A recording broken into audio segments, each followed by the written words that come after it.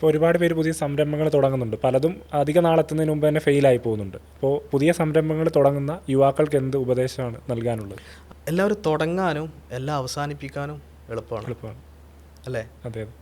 എന്താണ് ഇപ്പോൾ എന്ത് തുടങ്ങാനും എന്ത് അവസാനിപ്പിക്കാനും എളുപ്പമാണ്, അത് കൊണ്ട് നടക്കാനാണ് പണി. അത്രേ ഉള്ളൂ. അത് കൊണ്ട് നടക്കുക എന്ന് പറഞ്ഞാൽ എന്തിനും ഒരു എൻഡ് പോയിൻ്റ് ഉണ്ട്. ഞാൻ വിശ്വസിക്കുന്നതാണ് എല്ലാത്തിനും ഒരു സ്റ്റാർട്ടിങ് പോയിൻ്റ് ഉണ്ട്, എൻഡിങ് പോയിൻ്റ് ഉണ്ട്. നമ്മളൊരു ബിസിനസ് ഞങ്ങൾ തുടങ്ങുമ്പോൾ ഞങ്ങൾക്കൊരു എൻഡിങ് പോയിൻ്റ് ഉണ്ട്. ഞങ്ങൾക്ക് കൃത്യമായിട്ടൊരു എക്സിറ്റ് പ്ലാൻ ഉണ്ട്. ഞങ്ങൾക്ക് സ്റ്റാർട്ടിങ് പ്ലാൻ ഉണ്ടായിരുന്നു, കൃത്യമായിട്ടുള്ള എക്സിറ്റ് പ്ലാൻ ഉണ്ടായിരുന്നു. അപ്പോൾ ഈ എക്സിറ്റ് പ്ലാൻ വരെയുള്ള ജേണിയിൽ നമ്മൾ എക്സിറ്റ് പ്ലാൻ എന്ന് പറയുന്നത് നമുക്ക് ഒരു ടോപ്പ് പൊസിഷനിൽ ഓർഗനൈസേഷൻ എത്തി അവിടെ നിന്ന് നമ്മളുടെ വിഷനും മിഷൻ്റെ ഒരു ഐഡിയൽ കണ്ടീഷന്ന് ഒരു പ്രാക്ടിക്കൽ കണ്ടീഷനിലേക്ക് എത്തിച്ച് അത് നമ്മൾ ടോപ്പ് പ്രൊഫഷണൽ ഹാൻഡ് ഓവർ ചെയ്ത് നമ്മൾ എക്സിറ്റ് ചെയ്യണം. അപ്പോൾ ഈ ഒരു ജേണി ഞാൻ ഇപ്പോൾ ഈ പരിപാടിക്ക് വരുമ്പോൾ നമ്മൾ ടീമിനോട് പറഞ്ഞിരിക്കുന്നതാണ്. അതാ എന്ത് സാധനം വിചാരിച്ചു കഴിഞ്ഞാലും എന്ത് സാധനം നടത്തുന്ന സമയത്ത് നമ്മൾ കൃത്യമായിട്ട് പ്ലാൻ എഴുതണം, ഷെഡ്യൂൾ എഴുതിയിട്ട് വേണം. പ്ലാൻ്റെ ഷെഡ്യൂൾ ഏത് വർക്കിലായിക്കോട്ടെ, എന്ത് തീരുമാനിച്ചില്ല. ഈവൻ നമ്മളൊരു കല്യാണം പ്ലാൻ ചെയ്യുന്നു, നമ്മൾ ആദ്യം ചെയ്യുന്നത് എന്താ? കല്യാണം കഴിക്കാൻ തീരുമാനിച്ചു, ആദ്യം ചെയ്യുന്നത് എന്താ? പെണ്ണ് കാണുന്നുള്ള ശരിയാണ്, അതല്ല, കല്യാണം കഴിക്കാൻ തീരുമാനിച്ചു. അപ്പം എന്താ ചെയ്യുക? കല്യാണത്തിൻ്റെ ഡേറ്റ് ആദ്യം ഫിക്സ് ചെയ്യും. ഡേറ്റാണ് ഫസ്റ്റ് ഫിക്സ് ചെയ്യുന്നത്, പിന്നീടുള്ള നമ്മൾ ബാക്കിലോട്ട് ഷെഡ്യൂളല്ല ചെയ്യുക. അതുപോലെ തന്നെയാണ് നമ്മൾ എന്ത് സാധനം നമ്മൾ കൃത്യമായിട്ടൊരു എൻഡ് പ്ലാൻ ചെയ്തിട്ട് അതിന് നമ്മൾ ഷെഡ്യൂൾ ചെയ്യും. എന്നിട്ട് അങ്ങനെ ഷെഡ്യൂളിങ്ങും നമ്മളെ പ്ലാനിങ്ങും നമ്മളെ വിഷനും ഇതൊക്കെ ഡീവിയേറ്റ് ചെയ്ത് പോകുമ്പോഴാണ് പല സ്റ്റാർട്ടപ്സും ഫെയിലിയറായി പോകുന്നത്. ഇന്ത്യയിൽ മാർക്കറ്റ് ഉണ്ട്, ഇന്ത്യയിൽ ഏത് എഡ്യൂക്കേഷൻ അപ്സ്കിൽ മാർക്കറ്റ്, അതായത് ഇന്ത്യയിൽ നമ്മൾ ചെയ്തുകൊണ്ടിരിക്കുന്ന അപ്സ്കില്ലിംഗ് മാർക്കറ്റ് എന്ന് പറഞ്ഞാൽ $5.6 ബില്യൺ. 5.6 ബില്യൺ എന്ന് പറഞ്ഞാൽ 50,000 crore ഇന്ത്യൻ റുപ്പിയുടെ മാർക്കറ്റ് ഇന്ന് ഇന്ത്യയിലുണ്ട്. പ്രൊഫഷണൽ സ്കിൽഡ് സർട്ടിഫിക്കേഷൻ കോഴ്സിൻ്റെ നമ്മളതിൽ 0.001% മാർക്കറ്റ് ഷെയർ എടുത്തുള്ളൂ. ഞങ്ങൾ ടാർഗറ്റ് നമ്മുടെ ഇപ്പോൾ ഒരു 100 കോടി മാർക്കറ്റ് എനിക്ക് കിട്ടണമെന്ന് പറഞ്ഞു കഴിഞ്ഞാൽ ടോട്ടൽ മാർക്കറ്റിൻ്റെ 0.05% ഉള്ളൂ, അത്രേ ഉള്ളൂ. അപ്പോൾ Indian market is very big. അപ്പോൾ അതുപോലെ തന്നെ ഓരോ ഇപ്പോൾ വെഹിക്കിൾ മാർക്കറ്റ് എടുത്ത് നോക്കിക്കോട്ടെ, ഏത് മാർക്കറ്റ് എടുത്ത് നോക്കട്ടെ, എല്ലാത്തിനും $1 ബില്യൺ മാർക്കറ്റ് സൈസാണ് ഇന്ത്യയിലുള്ളത്. അപ്പോൾ ആ $1 ബില്യൺ മാർക്കറ്റ് സൈസിൻ്റെ ഒരു പെർസെൻറ്റേജ് കിട്ടാൻ ഇച്ചിരി എഫേർട്ട് ഇട്ടാൽ മതി. കൃത്യമായിട്ട് വിഷനും പ്ലാനും കൃത്യമായിട്ട് എക്സിക്യൂട്ട് ചെയ്യാനുള്ള ഒരു ടീമുണ്ടെങ്കിൽ, വൺ മാൻ ഷോ വെച്ചിട്ട് ഓർഗനൈസേഷൻ കൊണ്ട് നടക്കാൻ ഉദ്ദേശിക്കുന്നുണ്ടെങ്കിൽ സ്റ്റാർട്ടപ്സ് തുടങ്ങരുത്.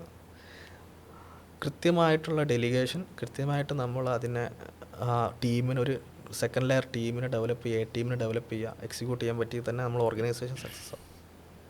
പുതിയ സ്റ്റാർട്ടപ്പ് ഫൗണ്ടേഴ്സ് എല്ലാവരും ചെയ്യുന്ന വെച്ചാൽ എല്ലാവരും ചെയ്യും, അല്ലെങ്കിൽ തുടങ്ങുന്നതിന് മുമ്പുള്ള പ്ലാനിങ് ഒന്നും ഉണ്ടാവില്ല, തുടങ്ങി കഴിഞ്ഞിട്ട് പല പ്ലാനും ചെയ്യുക. ഞങ്ങളങ്ങനെയാണ് തുടങ്ങി കഴിഞ്ഞാൽ പ്ലാൻ ചെയ്തെങ്കിൽ ഞങ്ങൾ വിഷനും മിഷനും ഒരു വർഷം കഴിഞ്ഞിട്ട് സെറ്റ് ചെയ്തത്. ഞങ്ങൾ തുടങ്ങി കഴിഞ്ഞിട്ട് ഒരു വർഷം കഴിഞ്ഞിട്ടാണ് ഞങ്ങൾ മിഷൻ സെറ്റ്. കാരണം ഞങ്ങൾ തുടങ്ങാൻ ഉദ്ദേശിച്ച സാധനം ആയിരുന്നില്ല, പിന്നെ ഞങ്ങൾ ബിസിനസ്സിന് കോർ മോഡലായത്. തുടങ്ങാൻ ഉദ്ദേശിച്ച കൺസൾട്ടേഷൻ ആണെങ്കിൽ അതിനേക്കാളും ഓപ്പർച്യൂണിറ്റി അക്കാഡമിക് ഉണ്ട് എന്ന് മനസ്സിലായപ്പോൾ കൺസൾട്ടേഷൻ സെപ്പറേറ്റ് എൻറ്റിറ്റി ആക്കിയിട്ട് ഞങ്ങൾ വേറെ പാർട്ട്നേഴ്സിന് വെച്ച് അവർ എണ്ണയിക്കുന്നത്. അതിൽ നിന്ന് പല ഓപ്പർച്യൂണിറ്റീസും വരും. ഞങ്ങൾ ടെക് ബാറ്റ് തുടങ്ങി, ഞാൻ ജേണി കൃത്യമായിട്ട് പലർക്കും അറിയുന്നതായിരിക്കും. ടെക് ബാറ്റ് തുടങ്ങി ഓൺലൈൻ കോവിഡ് വന്ന സമയത്ത് ടെക് ബാറ്റ് മാർക്കറ്റ് ചെയ്യുന്നതെല്ലാം ഫിസിക്കൽ ത്രൂ ചെയ്യുന്നത്, ഡിജിറ്റൽ ത്രൂ ചെയ്യാനല്ല. ക്യാഷ് ഫ്ലോ കുറവുള്ള സമയം. അപ്പോൾ ഞങ്ങൾക്ക് എന്ത് ചെയ്യണം? ഡിജിറ്റൽ മാർക്കറ്റിംഗ് ടെക് ബാറ്റിന് ചെയ്യണം. അങ്ങനെ ഡിജിറ്റൽ മാർക്കറ്റിംഗ് ചെയ്യണമെന്നെങ്കിൽ ഡിജിറ്റൽ മാർക്കറ്റിംഗ് ആളുകൾ എടുക്കണം. അങ്ങനെ ആളുകൾ എടുക്കാൻ വേണ്ടി അവർക്ക് പേ ഔട്ട് കൊടുക്കാൻ വേണ്ടി ഞങ്ങൾ എന്ത് ചെയ്തു? പുറത്തുനിന്ന് ക്ലയൻസിനെ കൊണ്ടുവന്നു. അങ്ങനെ തുടങ്ങി. അങ്ങനെ ഒരു ക്ലയൻറ്റായി, 2 ക്ലയൻറ്റായി, 3ാമത്തെ ക്ലയൻ്റ് ആയപ്പോൾ ഞങ്ങൾ പറഞ്ഞു ഇത് നല്ലൊരു ബിസിനസ്സാണല്ലോ. അങ്ങനെ പുതിയ പേരിട്ട് വേറെ ബിസിനസ് തുടങ്ങി. അതിൽ നിന്ന് ഞങ്ങൾ വീഡിയോ പ്രൊഡക്ഷൻ തുടങ്ങി. വീഡിയോ പ്രൊഡക്ഷനിലേക്ക് ഞങ്ങൾ പേയ്മെൻറ്റ് ഒക്കെ, അത് നല്ലൊരു പരിപാടിയാണല്ലോ. അങ്ങനെ വേറെ ഓർഗനൈസേഷൻ തുടങ്ങി.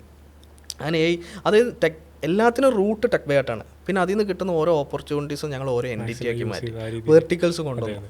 അങ്ങനെയായിരുന്നു. അപ്പോൾ നമുക്ക് ഓരോ മൊമെൻറ്റിലും കുറേ ഓപ്പർച്യൂണിറ്റീസ് വരുന്നുണ്ടോ. എപ്പോൾ ആര് കൊത്തുന്നു അപ്പോൾ സമയത്ത് നമുക്ക് ആ എൻ്റർപ്രണർഷിപ്പ് ബിസിനസ് വലുതാക്കാൻ പറ്റും.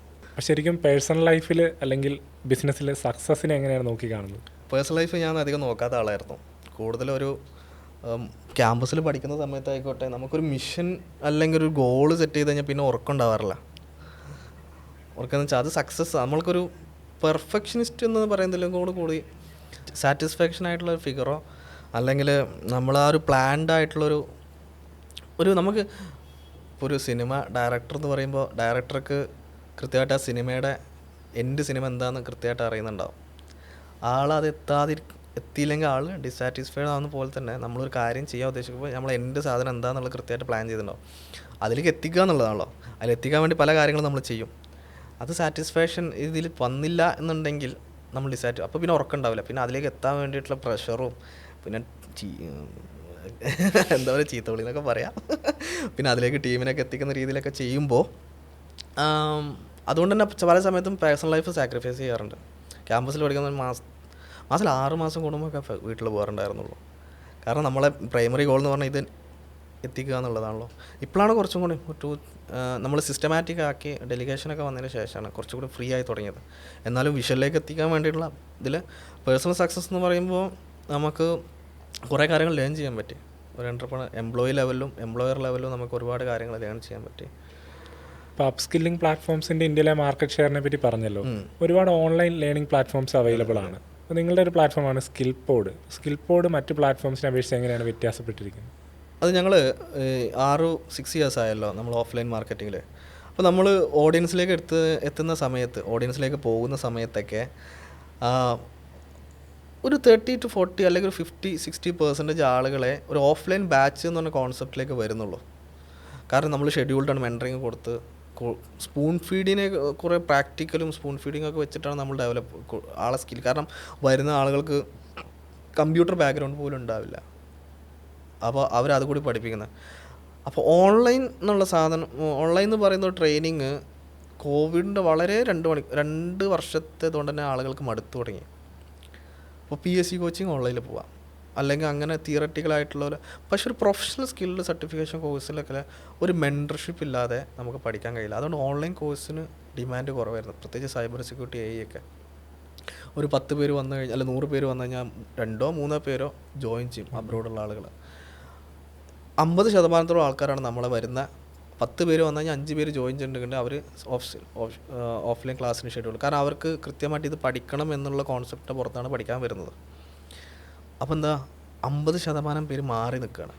അവരെ പ്രശ്നം എന്ന് പറയുന്നത് സാറ്റിസ്ഫൈഡ് അല്ല, അവർക്ക് ഓഫ്ലൈൻ ബാച്ചിൽ വരാൻ കഴിയില്ല. പ്രത്യേകിച്ച് ബിസിനസ്സുകാർ, working professionals, faculties, startup entrepreneurs, ഈ ഒരു 4 കാറ്റഗറി ആളുകൾക്ക് ഒരു ക്ലാസ്സിന് 9 മണി മുതൽ 11 മണി വരെ എന്ന ബാച്ചിൽ വന്നിരിക്കുക എന്ന് പറയുന്നത് ബുദ്ധിമുട്ടാണ്. കാരണം അവർക്ക് വേറെ ഷെഡ്യൂൾസ് ഉണ്ട്. ആ ഷെഡ്യൂൾസ് മാറി ഒരു ബാച്ചിൽ വരിക എന്ന് പറഞ്ഞാൽ ഓൺലൈനാണെങ്കിൽ അവർ സാറ്റിസ്ഫൈഡ് അല്ല. കാരണം ഇവരെ സംബന്ധിച്ചിടത്തോളം ഇവർ ആ ഓൺലൈനിൽ കേട്ടിരുന്ന് പഠിച്ച് ചെയ്യുക എന്ന് പറയുന്നതൊക്കെ പ്രാക്ടിക്കലി പോസിബിൾ അല്ല. മെൻറ്റർ വേണം, ഒരു ലൈവ് ഇൻട്രാക്ഷനും അതുപോലെ മെൻറ്റർഷിപ്പും വേണം. അപ്പോൾ ഞാൻ ഒരു 2023 മുതൽ ഇങ്ങനെ റിസർച്ച് ചെയ്തത് ഇവർക്ക് എങ്ങനെ ഒരു ഓൺലൈൻ സെഷൻ്റെ ഒരു ഫ്ലെക്സിബിലിറ്റി ടൈമിങ് കിട്ടും വേണം, ഓഫ്ലൈൻ സെൻറ്റേഴ്സിൻ്റെ ഒരു മെൻറ്റർഷിപ്പ് ക്ലാസ്സും കൂടി അവർക്ക് കിട്ടണം, മെൻറ്റർഷിപ്പ് കൂടി അവർക്ക് കിട്ടണമെന്ന് ഉള്ള ചിന്താഗതിയിൽ പുറത്താണ് നമ്മളൊരു ഹൈബ്രിഡ് ഓഫ്ലൈൻ്റെയും ഓൺലൈൻ്റെയും ബെനഫിറ്റ്സ് വെച്ചിട്ട് ഒരു ഹൈബ്രിഡ് ലേണിംഗ് പ്ലാറ്റ്ഫോം നമ്മൾ April 1, 2024 ഇൻട്രൊഡ്യൂസ് ചെയ്തത്. അതായത് അതിനകത്ത് അവർക്ക് ഓൺലൈൻ സെഷൻസ് കിട്ടും. അവർക്ക് ഏത് സമയത്ത് നമുക്ക് ഇപ്പോൾ Tier 1 സിറ്റീസിലെല്ലാം നമ്മളുടെ ടെക് ബയാട്ടിൻ്റെ സെൻറ്റേഴ്സ് ഉണ്ട്. ആ സെൻറ്റേഴ്സിൽ ബുക്ക് ചെയ്തിട്ട് സ്ലോട്ട് ബുക്ക് ചെയ്ത് അവർക്ക് മെൻറ്റർഷിപ്പ് എടുക്കാം. അവർക്ക് ഏത് സ്ഥലത്ത് വന്നിട്ട് അതിന് ഒരു നമ്മളിപ്പോൾ പറയുന്ന ഒരു സാധനം wherever you can learn and any time anywhere you can learn your skills എന്ന് പറഞ്ഞിട്ടൊരു ടാഗ് ലൈനും വെച്ചിട്ടായിരുന്നു നമ്മൾ ചെയ്തിട്ടുണ്ടായിരുന്നത്. അപ്പോൾ Tier 1 Tier 2 സിറ്റീസിലെല്ലാം അവർക്ക് ഇപ്പോൾ flexibility of time, flexibility of geography, ഇത് രണ്ടുമാണ് നമ്മൾ സ്കിൽ പോഡിൽ വരുന്നത്. അതുകൊണ്ട് ഓൺലൈൻ പ്ലാറ്റ്ഫോം അല്ല, ഓൺലൈൻ ട്രെയിനിങ് അല്ല സ്കിൽ പോഡ് ചെയ്തുകൊണ്ടിരിക്കുന്നത്. അതൊരു ഹൈബ്രിഡ് ലേണിംഗ് ആണ്. അത് ഞങ്ങളുടെ ഒരു എല്ലാവരും ഉൾക്കൊണ്ട് പോകുക എന്നുള്ളൊരു കോൺസെപ്റ്റ് ആണല്ലോ നമ്മളുടെ കോർ മിഷൻ വരുന്നത്. അതുകൊണ്ട് എല്ലാ ആളുകളെയും ഈ നമ്മൾ മിഷനിലേക്ക് കൊണ്ടുവരിക, എല്ലാ ആളുകളെയും സാറ്റിസ്ഫൈ ചെയ്യിപ്പിക്കുക എന്നുള്ളതാണ് നമ്മളുടെ ഒരു കോൺസെപ്റ്റ്. അതിലൊരു പ്രൊഡക്റ്റാണ് സ്കിൽ പോഡ് എന്ന് പറയുന്നത്. മറ്റ് കമ്പനികളെ അപേക്ഷിച്ച് ടെക് ബയാട്ടിൻ്റെ വർക്ക് കൾച്ചർ എങ്ങനെ വ്യത്യാസപ്പെട്ടിരിക്കുന്നു? നമ്മൾ വർക്ക് കൾച്ചർ നമ്മൾ ഫീലിംഗ് ഉള്ള വർക്ക് കൾച്ചറാണ്. പക്ഷേ ഞാൻ എപ്പോഴും പറയുന്നൊരു കോൺസെപ്റ്റ് ഉണ്ട്, എല്ലാവരുടെ അടുത്തും എല്ലാവർക്കും ഒരുപോലെ നിൽക്കാൻ കഴിയില്ല.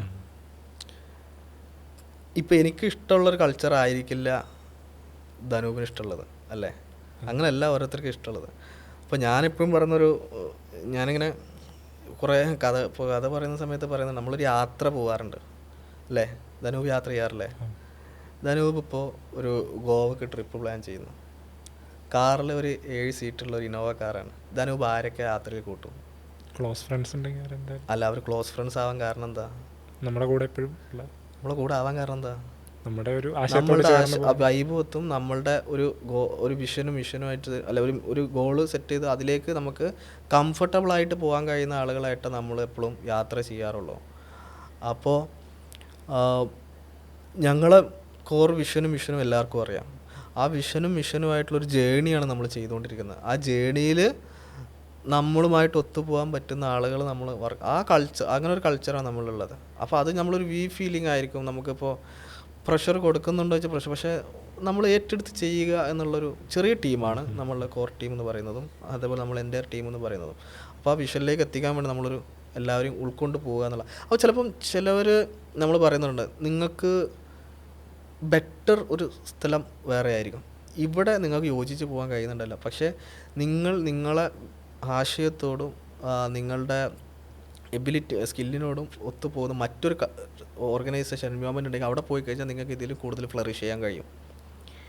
അപ്പോൾ അങ്ങോട്ട് മാറുക എന്നുള്ള രീതിയിലാണ് നമ്മളെല്ലാവരോടും പറയാറുള്ളത്. അങ്ങനെ തന്നെയാണ് ഇപ്പോഴും മുന്നോട്ട് പോകുന്ന ഒരു ടീം ബിൽഡിംഗ് ആണല്ലോ എപ്പോഴും ഒരു ഫൗണ്ടറിൻ്റെ സംബന്ധിച്ചിടത്തോളം ഏറ്റവും വലിയൊരു ബുദ്ധിമുട്ടെന്ന് പറയുന്നത്. കണ്ടെത്താൻ കഴിയുന്ന ഒരു പ്രൊഡക്റ്റ് ഡെവലപ്പ് ചെയ്യാനും ഒരു ആശയം ഡെവലപ്പ് ചെയ്യാനും അതിലേക്ക് എത്തിക്കാനൊക്കെ ഉള്ള 10 ഇരട്ടി ബുദ്ധിമുട്ടാണ് ആളുടെ ആശയമായിട്ടും ആളുടെ പ്രൊഡക്റ്റുമായിട്ട് അലൈൻ ചെയ്ത് പോകുന്ന ആളുടെ ഒരു കീ ഡ്രിവൺ പേഴ്സൺസായി പറ്റുന്ന ടീമിനെ ബിൽഡ് ചെയ്യുക എന്നുള്ളത്.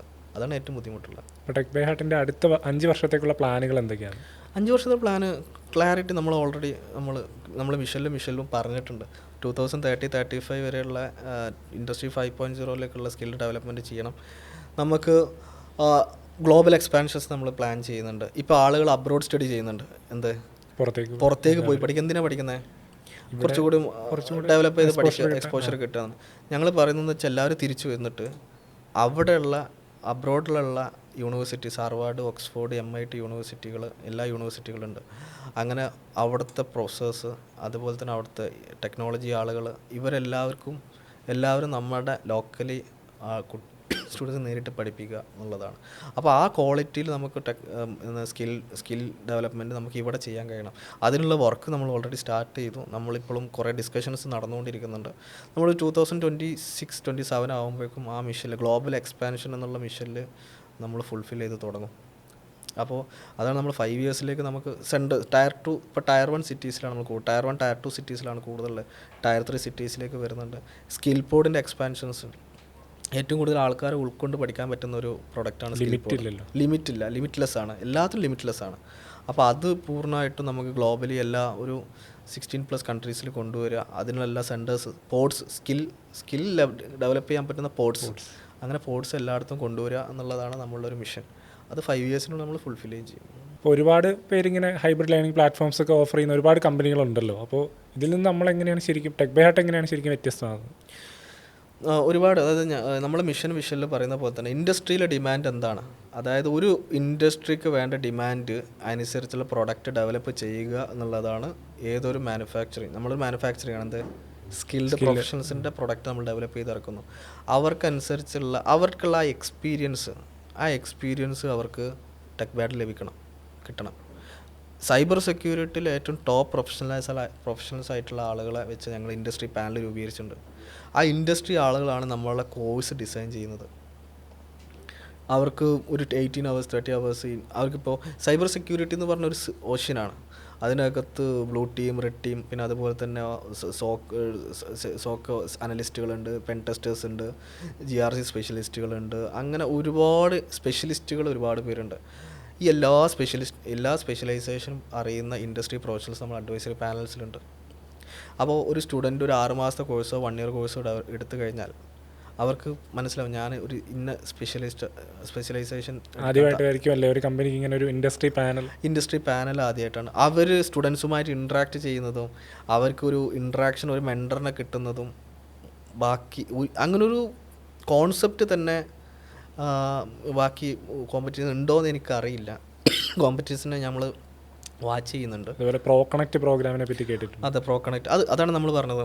ഇപ്പോൾ സോക്കിൽ ഫ്ലറിഷ് ചെയ്യാൻ അല്ലെങ്കിൽ സ്പെഷ്യലൈസ് ചെയ്യാൻ താല്പര്യമുള്ളൊരു സ്റ്റുഡൻറ്റ്, നമ്മൾ ഏതെങ്കിലും സെൻറ്ററിൽ നമ്മൾ എല്ലാ വീക്കിലും നമ്മളൊരു സാറ്റർഡേസിൽ പ്രോഗ്രാം ഉണ്ട്. അതായത് ഇപ്പോൾ ആ സ്പെഷ്യലൈസ് ചെയ്ത ആൾ വന്നിട്ട് സ്റ്റുഡൻറ്റുമായിട്ട് ഇൻട്രാക്ട് ചെയ്യുന്നു, ഇൻഡസ്ട്രിയിൽ ഇത്ര കാര്യങ്ങൾ ചെയ്യുന്നു, ലൈവായിട്ട് കാണിച്ചു കൊടുക്കുന്നു, അവർക്ക് വേണമെങ്കിൽ അവരൊരു ഇൻട്രാക്ഷൻ സ്റ്റേജിലേക്ക് കൊണ്ടുവരുന്നു. ഇതെല്ലാം കുട്ടികൾക്ക് ഇൻഡസ്ട്രിയുമായിട്ട് കണക്ഷൻ. നമ്മളെന്താ പലരും പറയും it's A organisation that filling the gap between industry and academy എന്നൊക്കെ പറയുമ്പോഴും യഥാർത്ഥത്തിൽ ഇൻഡസ്ട്രി ഗ്യാപ്പ് ഫില്ല് ചെയ്യുന്നത് ഇൻഡസ്ട്രി പ്രൊഫഷണൽസിനെ വെച്ചായിരിക്കണം. ഞങ്ങളുടെ ഫാക്കൾട്ടീസ് എന്ന് പറയുന്നത് ഫാക്കൾട്ടീസ് എന്ന് പറഞ്ഞാൽ ഇൻഡസ്ട്രിയിൽ വർക്ക് ചെയ്യുന്ന ആളുകളും കൂടിയാണ്. ഇൻഡസ്ട്രിയൽ പ്രോഗ്രാംസും അതുപോലെ പ്രൊജക്ട്സും ചെയ്ത് നിൽക്കുന്ന ആളുകൾ, അതുപോലെ തന്നെ ലൈവായിട്ട് സീനിയർ ലെവൽ സീനിയർ മാനേജ്മെൻ്റ് ആയിട്ടുള്ള ടെക്നീഷ്യൻസ്, അവർ ഫ്രീ സാറ്റർഡേസിലാണ് ഈ ഇൻഡസ്ട്രി പ്രൊഫഷണൽസ് എല്ലാം ഫ്രീ ആവുന്ന സമയം. അവർ നമ്മൾ സെൻറ്റേഴ്സ് വിസിറ്റ് ചെയ്യുന്നു, സ്റ്റുഡൻസിനെ കാണുന്നു. ഇതൊക്കെയാണ്. പിന്നെ തിയറി എന്ന് പറയുന്നത് ഒരു പ്രൊഫഷണൽ സ്കിൽ ട്രെയിനിങ് ഇൻസ്റ്റിറ്റ്യൂട്ടിൽ പാടില്ല എന്നുള്ളൊരു സാധനം. തിയറി ബേസിക്കലി ഒരു understanding the basics and foundation.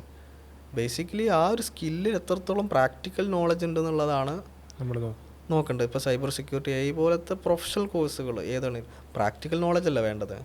തിയററ്റിക്കലും മറ്റും ഇതൊക്കെ പറയുന്ന റിസർച്ച് ചെയ്യുന്നുണ്ടെങ്കിൽ ഓക്കെ. പക്ഷെ ഒരു ഇൻഡസ്ട്രിയിലാണ് അവൻ്റെ ഗോള് പോകാൻ ഉദ്ദേശിക്കുന്നുണ്ടെങ്കിൽ പ്രാക്ടിക്കലി അവൻ എക്സ്പീരിയൻസ്ഡ് ആയിരിക്കണം. അപ്പോൾ ട്രെയിനിങ് സെൻറ്റേഴ്സും അല്ല ട്രെയിനിങ് ഞങ്ങൾ കൊടുക്കുന്നതാണെങ്കിലും എല്ലാം ആ പ്രാക്ടിക്കൽ ഓറിയൻറ്റഡ് ആയിട്ടായിരിക്കണം.